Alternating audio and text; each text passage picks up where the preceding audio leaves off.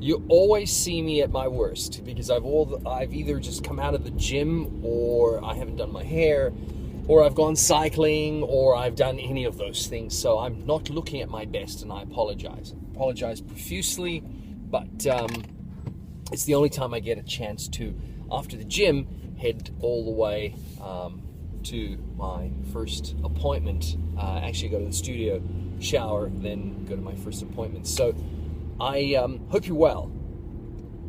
I wanted to talk about power, energy, and getting ourselves out there, making things happen, just doing what's required, holding ourselves up to a high standard, expecting the most of ourselves, expecting the most out of us, our own performance, expecting the most out of our own desire to attain and achieve. It's so easy to sort of sit on the bylines, be comfortable. You're making just enough, it's sort of working, making a little bit of cash, and it all feels okay. And it's not like that. You have to be really determined to get to the next level. I was reading this morning about Demosthenes, and the things that he did just to get himself out there and make things happen on an ongoing and regular basis. It's so vitally important that we really focus on what it is that we're meant to do in this life, and he was the captain of a warship.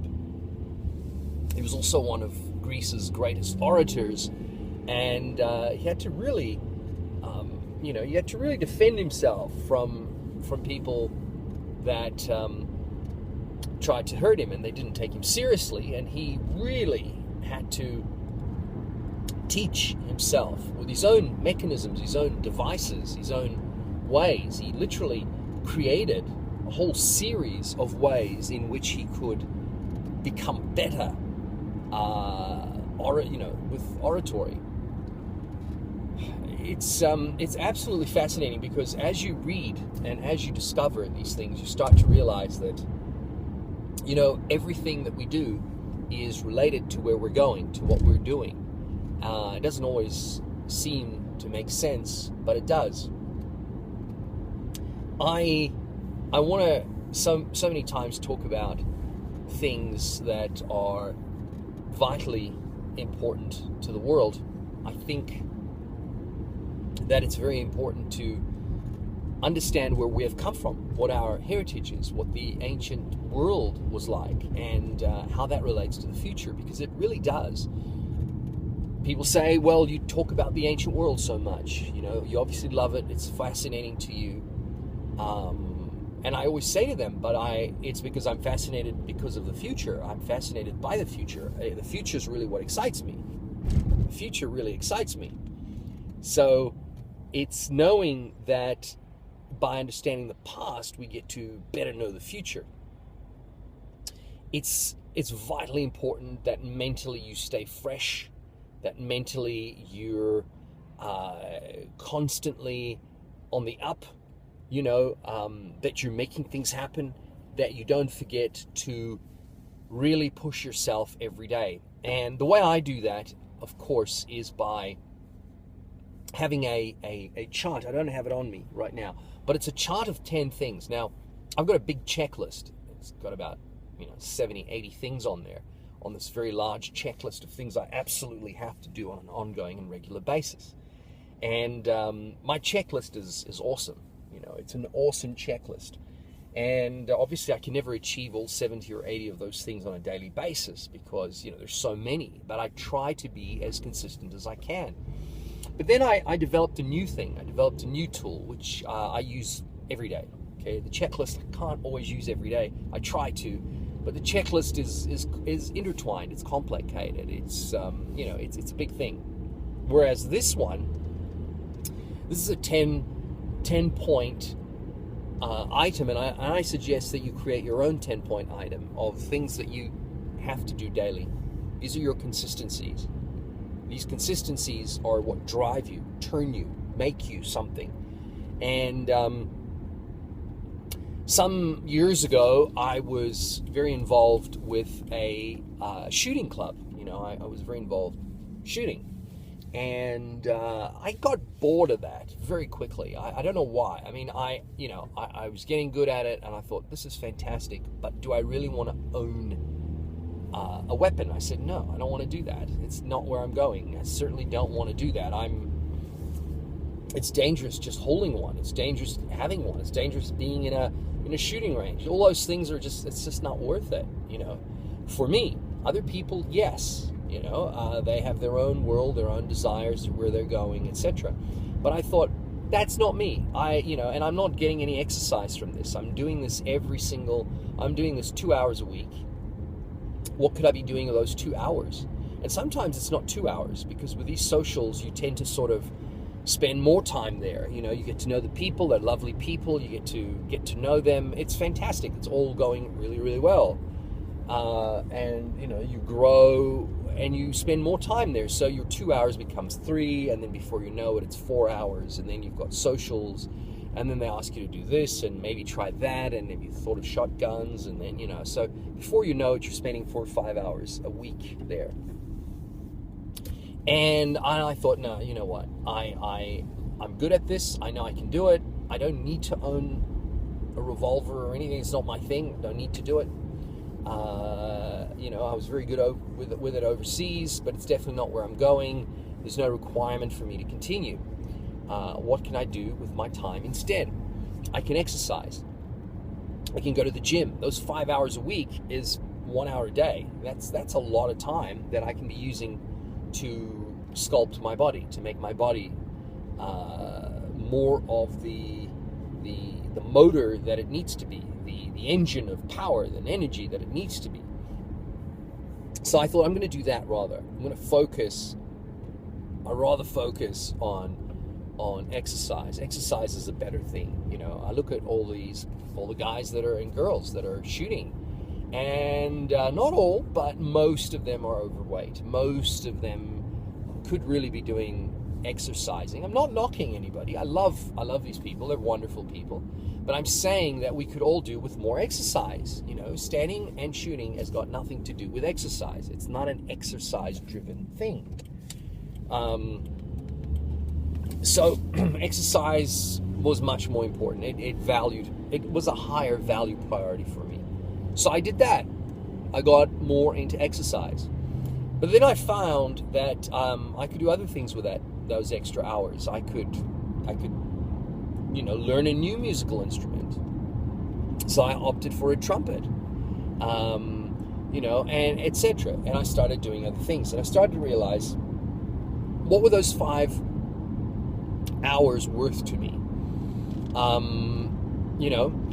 One of the things I love doing is reading. I love absolutely reading.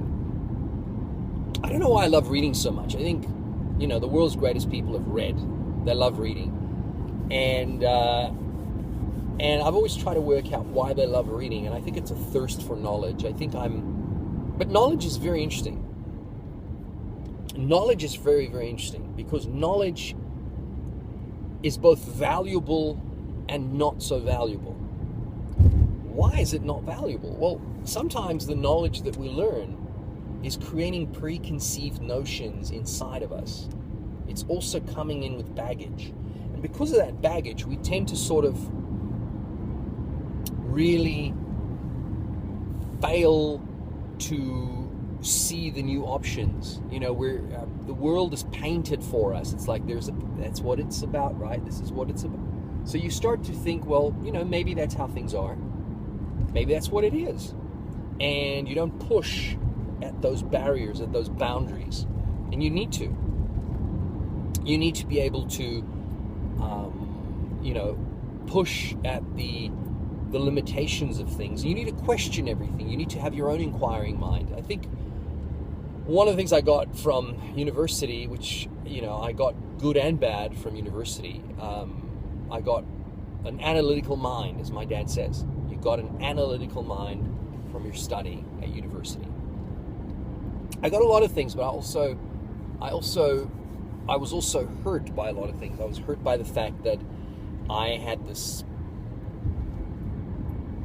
entitlement feeling when I got out of university.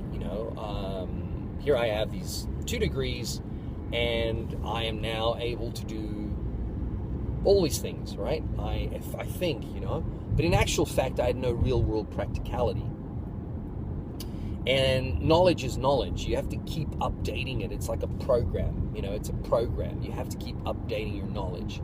You don't update your knowledge, you are, you fall behind. It's programming. Programming is critical, right? You have to keep, and again, I don't like the idea of programming, but programming is really repetition and practice. And practice.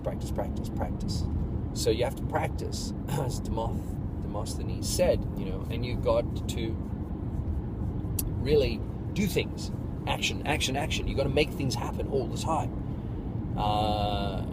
Because otherwise life becomes this dull, boring thing, You have to have things to look forward to. You have to have things that you move in the direction of. And you've got to be improving all the time. I'm always improving everything around me. Anybody who knows me knows what I'm always doing. I'm always improving, always doing things to take me to the next level. And it's funny because we don't always realize the little gifts we give ourselves from those little advancements, those little things that we do. We make a little advancement, another little advancement. Before we know it, it's like the world is just right. The things are just the way that you needed them for creativity, for production, for development, for doing things. And so that has become really one of my most deep-seated thoughts, is the consistencies, and I keep these cards with me, and these cards have, this consistent 10 things that I do daily. And these 10 things, one of them is one of them is exercise. The other one is music. It's I love practicing music. The other one is reading. And these are vitally important things. And I know it doesn't sound like very, very much, but they're vital.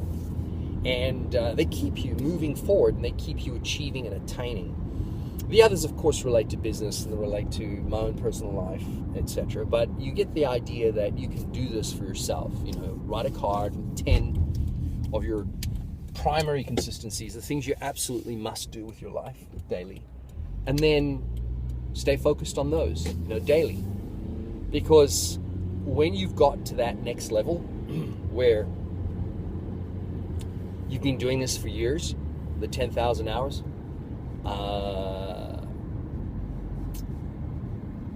of sports stars. Malcolm Gladwell brought that up in one of his books, Tipping Point.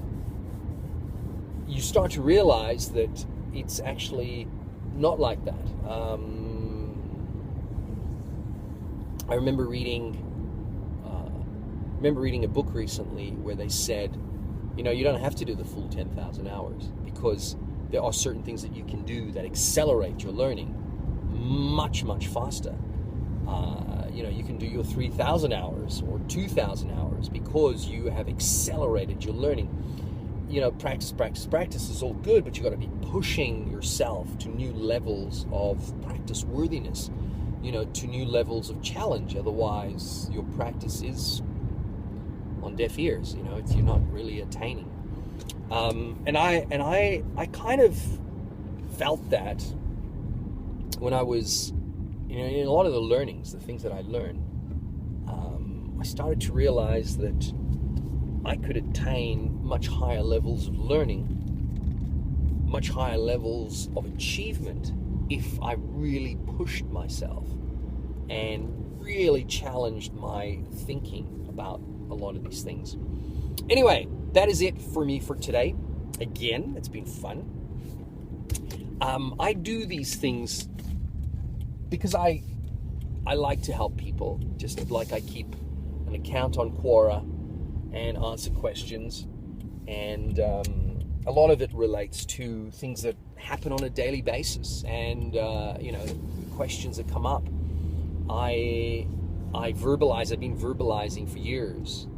Thousands and thousands of recordings, audio recordings that have never seen the light. They're on my hard drives of responses to things and things that I'd like to know about. And I move in the direction constantly of learning. So thank you so much for being a part of this recording on a, listening, viewing, keeping it in the background to your musings and your meditations.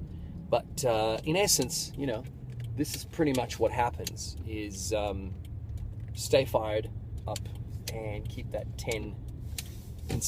10 consistencies working to your advantage.